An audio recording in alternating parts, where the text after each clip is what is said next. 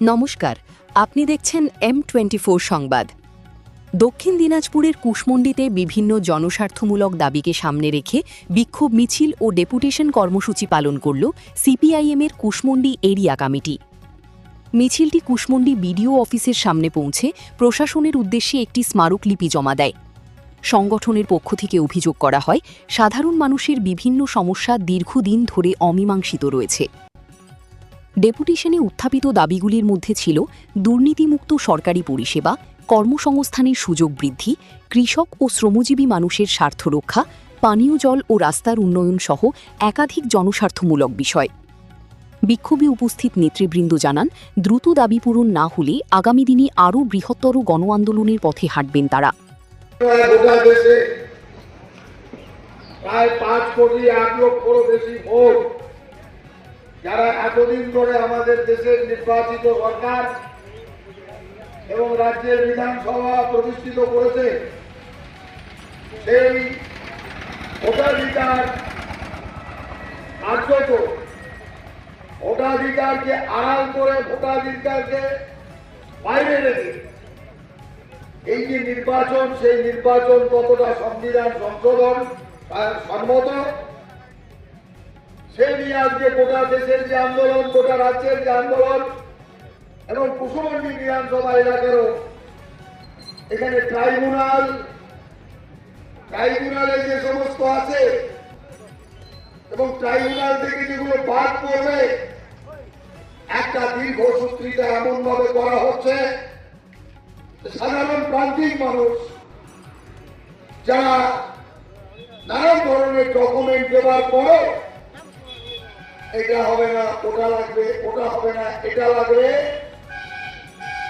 আজকে স্বাধীনতার পর আমাদের দেশে, আমাদের রাজ্যে প্রথম মানুষের ভোটাধিকার কেড়ে নেওয়ার একটা ষড়যন্ত্র অঙ্গ হিসেবে এবারে এই এসআইআর করার মধ্যে দিয়ে প্রকৃত অর্থে যারা ভোটার তাদের নাম তুলতে হবে এসআইআর। এই কারণে যারা ভুয়ো ভোটার, মৃত ভোটার, তাদের নাম বাদ যাবে, কোনো সন্দেহ নেই।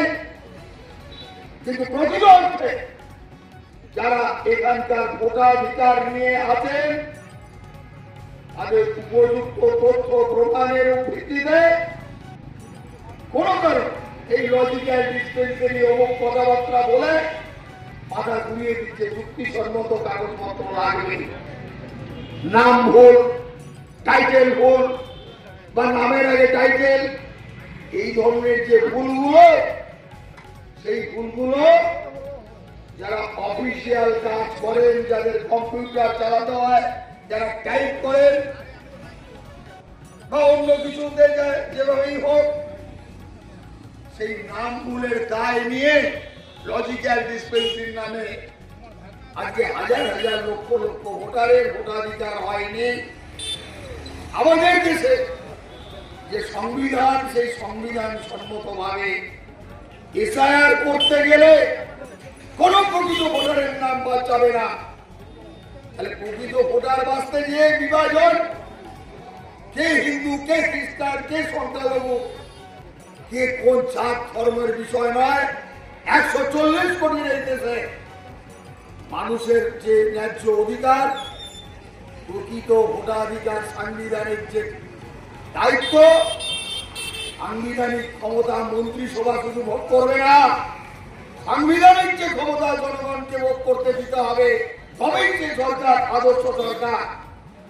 আজকে সারা দেশে লুটতরাজ চলছে, সারা দেশে বেকার যুবকদের কাজ নেই, আকাশ ছোঁয়া জিনিসপত্রের দাম, মানুষের পকেটে টাকার টান পড়ে যাচ্ছে।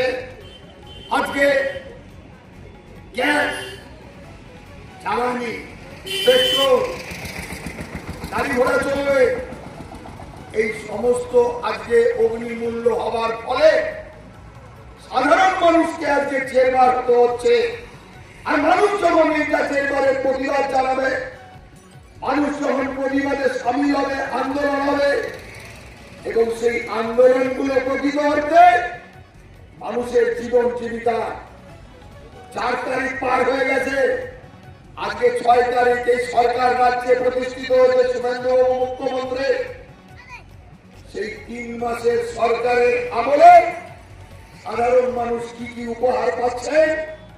প্রথমে হচ্ছে জীবিকার অধিকার।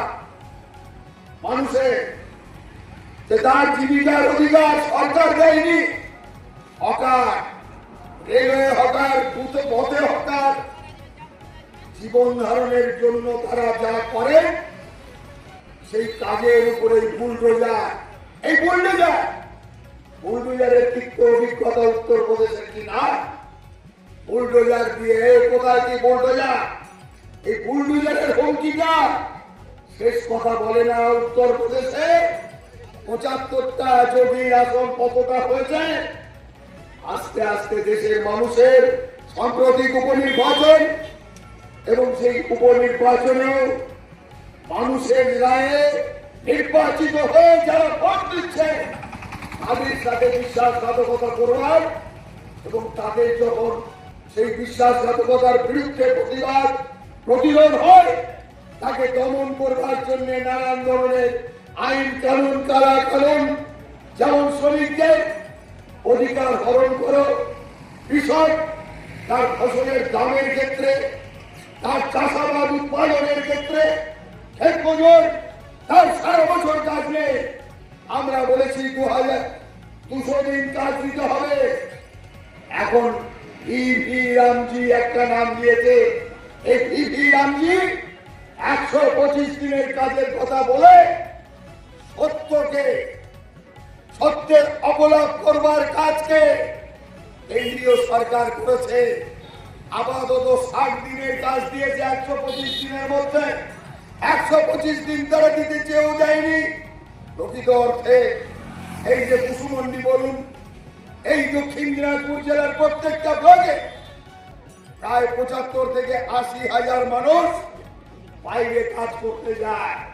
কাজ যদি এখানে না থাকে, পেট চালাতে, জীবন গুজরাতে তাদের বাইরে যেতে হচ্ছে। অসহনীয় অবস্থার মধ্যে কাজ ফিরে আসছে। এই বিভৎস চেহারার বিরুদ্ধে আমাদের যখন মানুষ লড়ে সামিল হবে, তখন একদিকে ভয়, আর ভয়ে যখন কাজ হচ্ছে না, মানুষ ভয় ভেঙে এই আগামী 10ই আগস্ট আমাদের জেলা শাসকের দপ্তরের সামনে আইন নবান্ন হবে। আমাদের দেশের স্বাধীনতার পর যে সংবিধান, সব বেকার যুবকদের কাজ দিতে হবে। আর যারা কাজ করে কন্ট্রাকচুয়াল হিসেবে কোনো কন্ট্রাকচুয়াল থাকবে না, তাদের কাজের অধিকার হাতিয়ে নিয়ে তাকে কন্ট্রাকচুয়াল সে পিএফ পাবে না, সে সামাজিক সুরক্ষা পাবে না, তার চাকরির নিরাপত্তা থাকবে না। পোষালো রাখলাম,